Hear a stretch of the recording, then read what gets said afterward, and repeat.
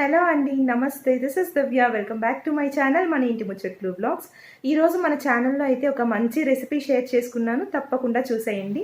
వరలక్ష్మి వ్రతం అప్పటి నుంచి పూజలు, వ్రతాలు, పండుగలు అంటూ మా ఇంట్లో నాన్ వెజ్జే కుక్ చేయలేదండి. నిన్నటితో మా స్ట్రీట్ గణేష్ నిమజ్జన కూడా కంప్లీట్ అయిపోయింది. సో మా వారు వెళ్ళి వెంటనే నాన్ వెజ్ తీసుకొచ్చేసారనమాట. చికెన్ తీసుకొచ్చేసారు. ఎలాగో ఈరోజు చేస్తున్నాను కదా చికెన్ కర్రీ రెసిపీ, మీతో కూడా షేర్ చేసుకుందామని షూట్ చేశాను. చాలా సింపుల్ రెసిపీ అండి, విత్ బేసిక్ ఇంగ్రీడియంట్స్. నేను first time non veg cook చేసినప్పుడు ఈ రెసిపీనే చేశాను. చాలా బాగా కుదిరింది. సో బిగినర్స్ ఎవరైనా సరే చాలా ఈజీగా చేసేసుకోవచ్చు. సో ఆ సింపుల్ రెసిపీ మీకు కూడా చూపించేస్తాను, చూసేయండి. 1/2 kg చికెన్ తీసుకున్నాను విత్ బోన్స్ అనమాట. 2-3 టైమ్స్ బాగా వాష్ చేసి నీట్గా కడిగి పక్కన పెట్టుకోవాలి. ఇప్పుడు ఇందులోకి 1/2 టీ స్పూన్ పసుపు, 1 టీ స్పూన్ కారం, అలాగే 1 teaspoon dhania powder, 1/2 teaspoon salt and 1 teaspoon of అల్లం వెల్లుల్లి పేస్ట్ని యాడ్ చేసుకోవాలి. ఇప్పుడు ఇందులోకి 1 గ్లాస్ ఆఫ్ వాటర్ యాడ్ చేసుకుంటున్నాను. ఒక గ్లాస్ అయితే సరిపోతుందండి 1/2 kg చికెన్కి, ఎందుకంటే చికెన్ బాయిల్ అయ్యేటప్పుడు ఆటోమేటిక్గా వాటర్ అనేది రిలీజ్ అవుతుంది కాబట్టి 1 గ్లాస్ ఆఫ్ వాటర్ సరిపోతుంది. చికెన్ బాయిల్ అయ్యేలోపు మిగిలినవన్నీ ప్రిపేర్ చేసుకుందాం. ముందుగా ఈ చికెన్ కర్రీ కోసం 2 మీడియం సైజ్ టమాటాలు, అలాగే 2 మీడియం సైజ్ ఆనియన్స్, 2 పచ్చిమిర్చి, అల్లం వెల్లుల్లి, కొత్తిమీర, అలాగే స్పైసెస్ వచ్చేసి 3 లవంగాలు, 3 యాలకులు, చిన్న దాల్చిన చెక్క ముక్క, బిర్యానీ ఆకు, షాజీరా, అంతేనండి. ముందుగా ఆనియన్స్, టమాటాలు అన్నీ కూడా కట్ చేసి మిక్సీ పట్టుకోవాలి, మెత్తగా పేస్ట్ లాగా చేసుకోవాలన్నమాట. పచ్చిమిర్చిని కూడా మధ్యలోకి చీల్చినట్టు కట్ చేసి పెట్టుకోవాలి. కొత్తిమీర అన్నీ కూడా తరిగి పెట్టుకోవాలి. ఇప్పుడు ఇలా పీసెస్గా కట్ చేసుకున్న ఆనియన్, టమాటా అన్నింటినీ కూడా మెత్తటి పేస్ట్లా మిక్సీ పట్టుకోవాలి.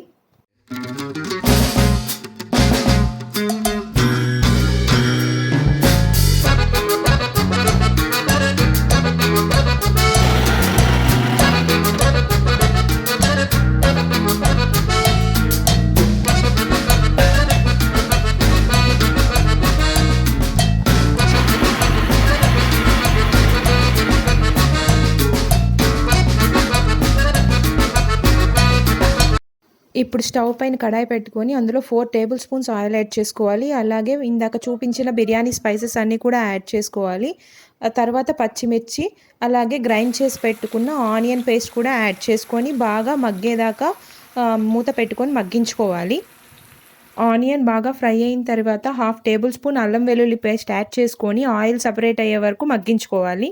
తర్వాత టమాటా పేస్ట్ కూడా యాడ్ చేసుకొని మూత పెట్టి ఒక 3 మినిట్స్ సిమ్లో ఆయిల్ అంతా సపరేట్ అయ్యే వరకు బాగా మగ్గనివ్వండి. ఇక్కడ చూసారా, ఆయిల్ సపరేట్ అవ్వడం మీకు తెలుస్తుంది కదా. ఈ విధంగా అయ్యిందంటే టమాటా ఆనియన్ పేస్ట్ అనేది మనకు బాగా మగ్గిపోయిందని అర్థం. ఈ టైంలో మనం బాయిల్ చేసుకున్న చికెన్ని ఇందులో యాడ్ చేసుకోవాలి.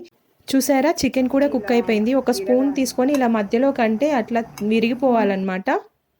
ఫైనల్గా 1/2 table spoon garam masala add చేసుకొని ఈ టైంలోనే ఉప్పు, కారం అన్నీ సరిపోయా లేదా ఒకసారి చెక్ చేసుకొని మీ టేస్ట్కి తగినట్టు యాడ్ చేసుకోండి. లాస్ట్లో కొత్తిమీరతో గార్నిష్ చేసి మూత పెట్టి సిమ్లో ఒక 5 మినిట్స్ ఉడికించారంటే ఎమ్మి ఎమ్మి చికెన్ కర్రీ రెడీ అయిపోతుంది. ఎమ్మి ఎమ్మి చికెన్ కర్రీ అయితే రెడీ అయిపోయింది. చాలా సింపుల్ ఇంగ్రీడియంట్స్తో ఎవరైనా ఈజీగా చేసుకోగలిగే చికెన్ కర్రీ రెసిపీ అయితే చూపించేశాను. చికెన్ కర్రీలో చాలా వెరైటీస్ ఉన్నాయండి. ఫ్యూచర్లో ఇంకా మంచి మంచి వెరైటీస్ అయితే పోస్ట్ చేస్తాను. సో ఈ రోజు అయితే ఈ బేసిక్ ఇంగ్రీడియంట్స్ ఈజీగా చేసుకునే చికెన్ కర్రీ అయితే నేర్చుకున్నారు కదా. మీరు కూడా ట్రై చేసి ఎలా ఉందనేది నా కామెంట్ సెక్షన్లో అయితే షేర్ చేసుకోవడం మర్చిపోకండి.